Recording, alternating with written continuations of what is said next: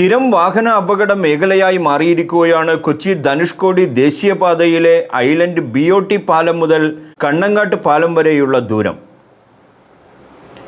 വാഹനങ്ങളുടെ അമിത വേഗത മൂലം വീണ്ടും ഒരു ജീവൻ കൂടെ നഷ്ടപ്പെട്ടു. കൊച്ചി മാനാശ്ശേരി സ്വദേശി കുരിശിങ്കൽ പരേതനായ തോമസിൻ്റെ മകൻ 44 വയസ്സുകാരൻ ഡിയാഗോ സാബിനാണ് ഇന്ന് ഉച്ചയ്ക്ക് ശേഷം 2 മണിയോടെ ഉണ്ടായ വാഹനാപകടത്തിൽ മരണമടഞ്ഞത്. തോപ്പുംപടി ഭാഗത്തു നിന്ന് വരികയായിരുന്ന സാബിൻ്റെ സ്കൂട്ടർ കുണ്ടന്നൂരിൽ നിന്നും ഐലൻഡിലേക്ക് വരികയായിരുന്ന ലോറിയിൽ ഇടിക്കുകയായിരുന്നു. ഐലൻഡ് COPT വാക്ക് വേയ്ക്ക് സമീപം ഡ്രൈവിംഗ് ടെസ്റ്റ് ഗ്രൗണ്ടിനടുത്താണ് അപകടമുണ്ടായത്.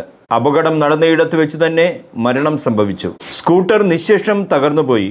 യാതൊരു വിധത്തിലുള്ള നിയന്ത്രണവുമില്ലാതെ അമിത വേഗത്തിൽ വരുന്ന വാഹനങ്ങൾ ഈ പ്രദേശത്ത് സ്ഥിരമായി അപകടത്തിൽപ്പെടുന്നത് ജനങ്ങളിൽ ആശങ്ക വർദ്ധിപ്പിച്ചിരിക്കുകയാണ്. പ്രദേശത്ത് തെരുവു നായ്ക്കളുടെ ശല്യവും രൂക്ഷമായതിനാൽ പലപ്പോഴും ഇരുചക്ര വാഹനങ്ങളും അപകടത്തിൽപ്പെടുന്നു.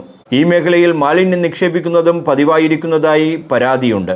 വാഹനങ്ങളുടെ അമിത വേഗത നിയന്ത്രിക്കുവാൻ അധികാരികളും വാഹന ഡ്രൈവർമാരും ശ്രദ്ധിക്കണമെന്ന ആവശ്യം ശക്തമാകുന്നു. സാബിൻ്റെ മാതാവ് ലില്ലി, ഭാര്യ സിൻസി, മക്കൾ ഷാൻ, സനൽ എന്നിവരാണ്. News today, Kochi.